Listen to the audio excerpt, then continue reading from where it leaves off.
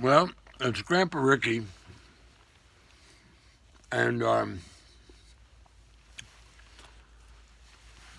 today is the 19th anniversary of my dear friend and teacher and healer and visionary warrior pal, whose name is Eileen McIntyre. And I borrowed from a whole lot of different cultural technologies today. And I got the things that she really liked. She liked to drink, so I got some vodka. And this is her picture right here. And she liked food. And she loved water. Oh boy. And I borrowed this bell. And so I'm ringing the bell for my dear pal, Eileen McIntyre, a.k.a. Ilene Goldberg. And I lit this candle as well. And I wish I was in Toronto, and I'd visit her gravestone, and I would put a rock, a little pebble on her gravestone. She was Jewish, and I was actually lucky enough to be asked by her daughter to pretend I was a rabbi, and I buried Eileen, Ilene, not very well, but I did it. And the reason was the rabbi, who her daughter Maura had talked to, wouldn't bury Eileen's body, which was in a traditional Jewish casket, with no nails and wooden pegs and things. And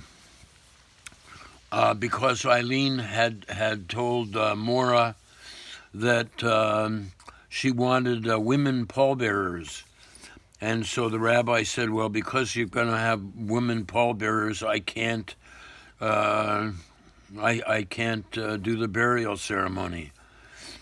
And so on this really blustery day in February, I'd gone up to visit with my son and his family and his wonderful wife. And Maura called and said, hey, Eileen has died, and would I please be the rabbi? And it was a wonderfully tough experience. I don't know if you've ever been to a Jewish funeral like many other religious traditions, but the person is buried in a very simple box. And everybody takes turns at filling up the grave until it's full of earth again. And that first shovelful of frozen earth on top of Eileen's casket is a sound I'll never forget. And people said really great things about her. The whole ceremony wasn't in a warm building or anything. We were all freezing and the wind was blowing, and people just talked about Eileen because she was a warrior and a visionary and a healer and a teacher, all rolled into one. And she'd suffered lots, and so had her ancestors and her father and her mother. And she'd really turned all of those wounds into tools. And she had accomplished a lot in her life. And I would like to tell some stories about Eileen. Ilene. And I met Eileen when I was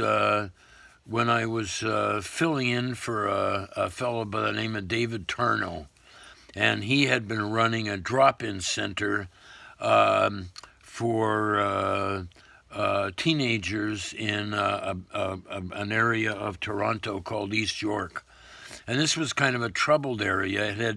Part of it had been a a place where soldiers coming back from World War II, um, they got homes there, Veterans Administration homes, and there was a lot of trauma and shock from World War II, just like there's trauma and shock from the war that's been going on since 9/11 that hopefully will be over soon. I don't think wars are ever over. They just kind of peter out, I hope. We've had enough war. It's not economically feasible to have a war anymore. So here was this neighborhood, and they had a very high juvenile crime rate, death rate, drinking, police, and it was troubled. And the city of Toronto started this drop-in center supervised by a large psychiatric hospital called the Clark Institute. And so David went away to fight in Israel. I think it was the 9-Day War, but I'm not sure. And Eileen came and said, no, somebody else came and said, would I mind running this drop-in center? And I said, no, I'm fed up with being a teacher and staff meetings and all that kind of stuff. I love being a teacher, but a lot of it I didn't like. So what happened was I got to know Eileen, and she invited my wife Joanne and I. I messed that relationship up, so Joanne and I ended up getting a divorce. And Eileen invited us up to her cottage, which was on her father's property around a place called Lake Simcoe. And we just hit it off. So did Joanne and Eileen, and also her husband. His name was Hugh. And we found we had a lot in common.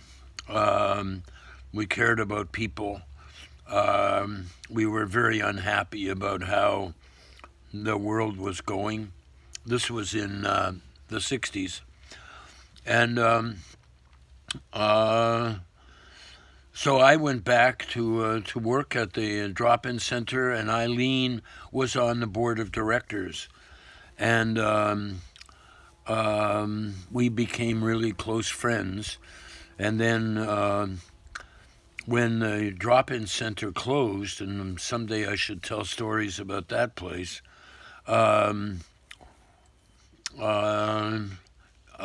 and I, maintained our friendship. And she's still my friend, and she still comes, and her spirit comes and helps me.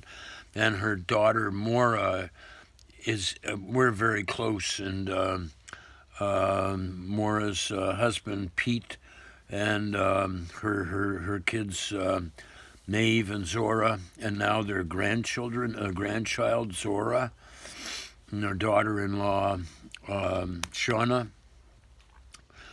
But anyway, some stories about Eileen. Eileen was born to Ezra and Mrs. Goldberg. I never knew what her first name was. And she lived in a Jewish part of Toronto at the time. And Zora and I think Mrs. Goldberg had come from a small village in Germany or Poland or somewhere like that, or even Russia. And they were called shtetls. And they were like tiny little poor villages with people who were Jewish mainly living in them. And Zora was a very smart guy. And he when I met him, he was already an old man. And he had been a communist because he thought that life was too unfair for too many people. But I think he stopped being a communist when he realized what people had done with the idea of sharing and communism and early communism and working together.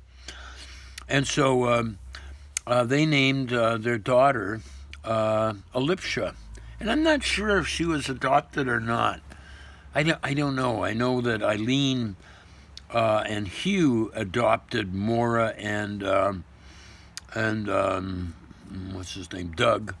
But anyway, so Zora and Mrs. Goldberg brought Eileen up to be a very unique, strong individual. They taught her self-defense.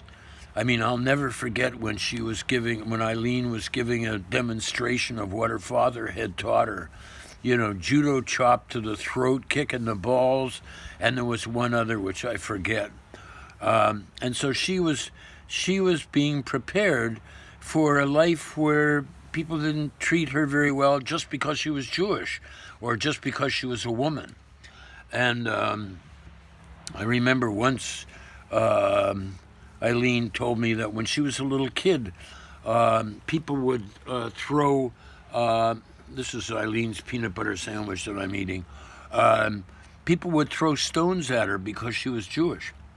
And so she got to go to school, and then there was no kindergarten or anything. You just started in grade 1. And her teacher was anti-Semitic and didn't like foreigners and was very hateful, which to me means that, you know, she was frightened and all that kind of stuff. You know, bullies always need the first hug, but they don't know it. And so she said to Eileen on the first day of school, "What's your name?" And Eileen said, "Elipsha Goldberg." And the teacher said, "Elipsha's not a name. What's your name?" And so Elipsha was a really smart kid. So she thought about her friend Eileen. And she said, "Eileen." And the teacher said, "How do you spell it?" And so she spelled it phonetically. And it stuck with her. And she held on to that as a way of remembering her own smartness, but also how cruelly she'd been treated. And when she graduated from the University of Toronto with a doctorate in social work, and I think she got a simultaneous doctorate in economics, but I'm not sure. Her name was still spelled like Eileen was still spelled like she'd spelled in grade 1. And anyway, so her life went on, and she became a social worker, and she married this guy Hugh McIntyre, and he was a socialist. He may have been a communist, I don't know. And he was the editor of a newspaper at the University of Toronto. And so they got married, and they moved up north, to northern Canada. And I don't know what Hugh did, but Eileen worked as a social worker, helping families who weren't able to look after their kids too well. And it really opened her heart and everything. And then I don't know that some stories in there, I don't remember them, but anyway, they adopted the two, Maura and Dougie, and moved back to Toronto. And eventually Eileen got a job with something that was called the Toronto Social Planning Council, and it was run by this amazing guy whose name I don't remember. And Eileen got hired at one point to be part of a research team to look at the social impacts of giving everybody a guaranteed annual income. And the government had gone to a city, I think in Western Ontario, and Eileen saw all the statistics and said, "Wow, the costs of police and mental health workers and hospitals and everything goes down when people aren't under stress about worrying where their next buck is going to come from. And she told me about that. And it kind of jived with what had happened in my own life. My parents were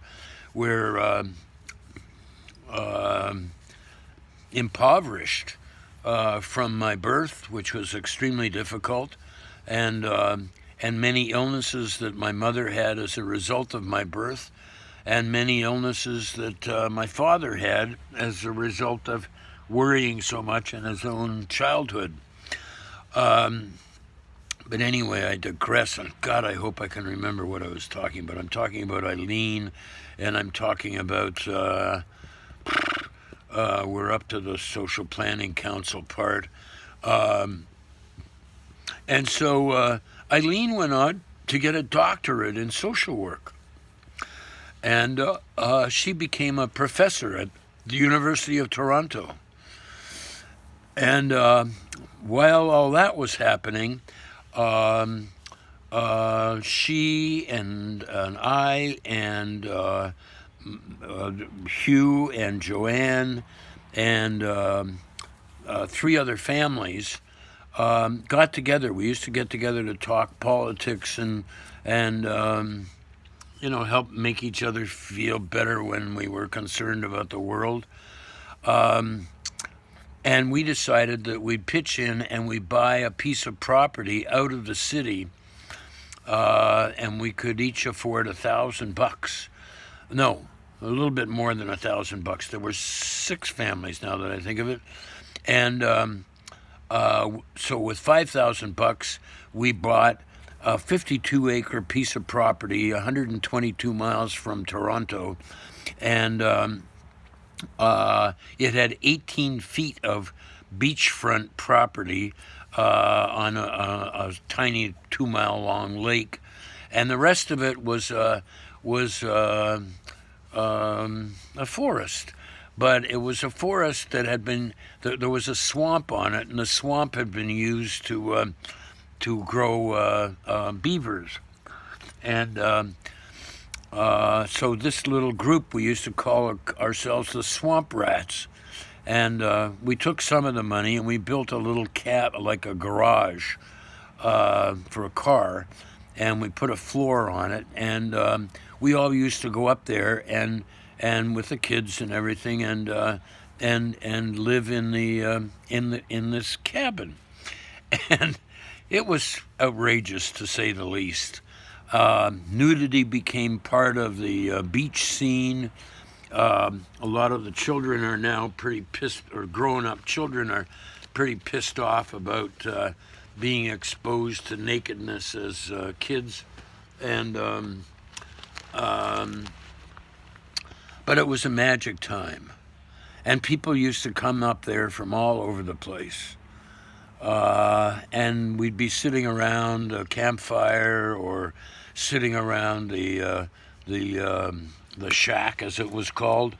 And eventually some of us built cabins. And I made a video about the cabin that Joanne and I built. It was called The Shack. And it overlooked a beaver swamp. But anyway, we would hang out together. And we were really happy that we had this place to go to, because we were all pretty scared.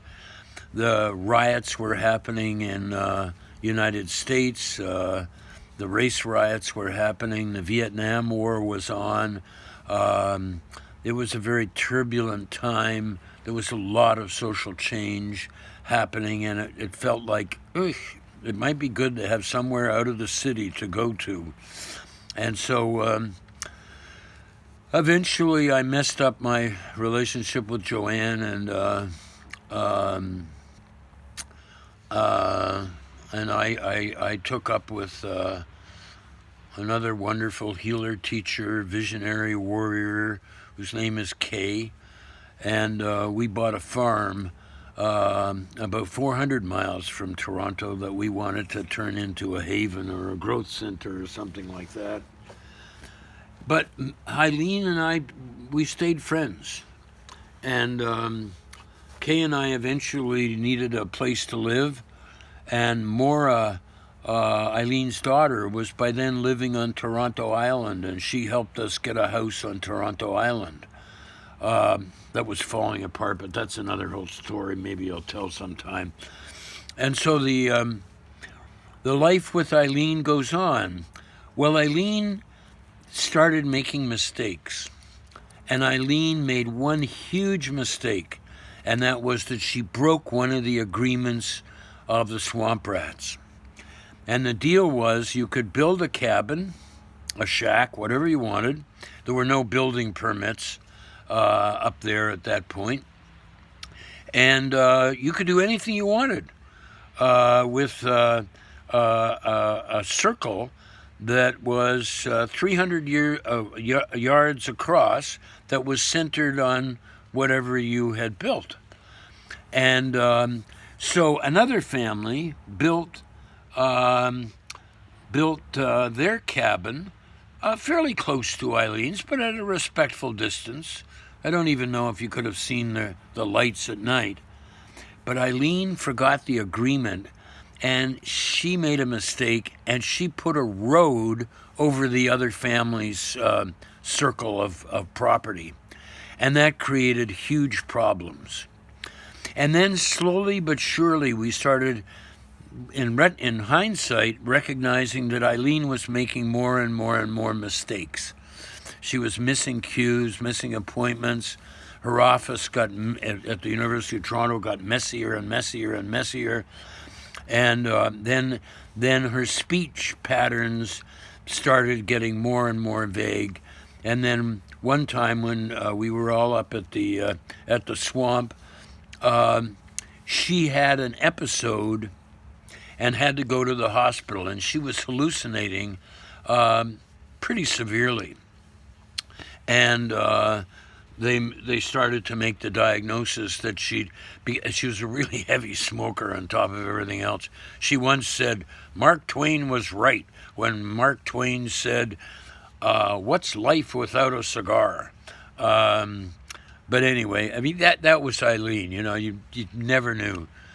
I'm trying to decide whether to tell you about the pissing contest or not. But anyway, it was kind of really great to be with such a free thinker and who was so non-judgmental. If she liked what you were doing, she was non-judgmental. But if she didn't like what she was doing, she would let you know right between the eyes. And so the diagnosis was made that Eileen was having brain degeneration. And she had to leave her position at the University of Toronto. She had moved from the home that she and Hugh shared. That marriage went down the tubes, and she had an apartment for a while. And so, she was okay. She was making it in this much simplified life. And then, as she deteriorated, it became obvious she was going to need care. And then Maura made the decision, and I don't know if Doug made the decision too, that he later was really against the decision that Maura had made, about the fact that Eileen loved people and didn't like institutions. And so some doctors said, well, it's time to put her in an institution. She was losing the power of speech. She wasn't able to care for herself. She wasn't making good decisions for herself. So what Maura and Pete did, was they renovated their house. And they made this tiny little apartment with this tiny little bathtub and these tiny little things. And Lipsha wasn't very big. So it all worked. And then they hired people to help her. And there was one guy, he had beautiful dreadlocks. His name was Ezra. and Eileen lived on Toronto Island, and the people who ran the ferry boats, the workers on the ferry boats, they wouldn't let her get on the ferry boat, and she'd wander around, wander into people's houses, and everybody knew her, and she was really happy. She was having a good time. And then it got so that if you didn't if you didn't let Eileen do whatever she wanted, she'd have a temper tantrum like a little kid. And those times got to be pretty awful. I mean, at times I'd been in on having to literally hold her down like a dog in a bathtub just to get cleaned up. And she slowly got so there was no other way but to put her into a nursing home. And she was in the nursing home, and she and I had a deal that we said to one another at one point, when I was pretty suicidal about my second marriage going down the tubes, because they didn't know how to do relationships. But I was so suicidal, and Eileen says to me, she says, don't kill yourself. You can still, even if you're messed up, you can still do things to help out. And if you really want to kill yourself, I'll help you, but you have to agree to help me if I want to get out of being alive, if I'm suffering too much. And so every time I'd moved to California by then, and every time I'd go to see her, I'd look at her, and I'd say, well, is it time? And I would hold up a plastic bag, because the joke was, if worst comes to worst, we'll use a plastic bag to help the other one get out of here. And lo and behold, even when she lost her power of speech, I would hold up the plastic bag. I said, well, you ready? And she would go, like she was having a dump, and people would go and see her. Joanne kept going to see her, and people would go, and Eileen was a social worker and a great therapist.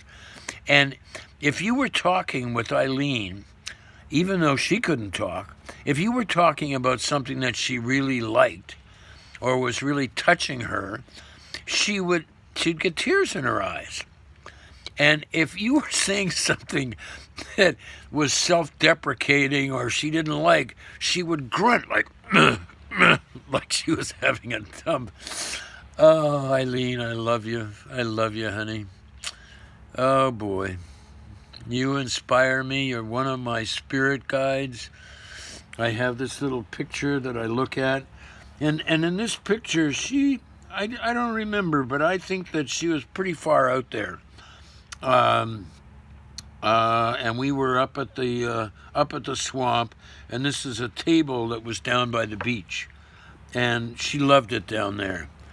And I guess I'm going to take a chance to tell you about the peeing contest.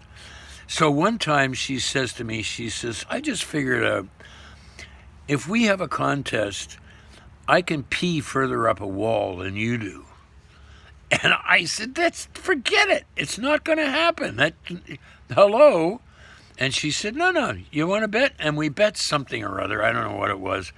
And so we found a wall, and I walked up to the wall, and she says, no hands. You can't use your hands. And so, I got as close to the wall as I could, and I peed. And I said, so it's your turn. And so she walks up to the wall, turns around, bends over, hangs onto her ankles, and pees a lot higher than I did. I mean, that's the kind of fun I used to have with Eileen, Ilene Goldberg, McIntyre. And my life is still richer, and I hope your life is richer. And I hope you've had some good laughs talking about or listening to stories about Eileen. And there's lots more of them, but there's only so much time. I still haven't finished all my chores this morning, and I'm 2 or 3 hours behind time. So thanks for watching, and please make your videos about the funny things that have happened to you. Not just about the terrible things and how you're making it easier, but I think the world needs funnier stories. Don't you? Okay, bye. And go on Patreon and tell me where they are.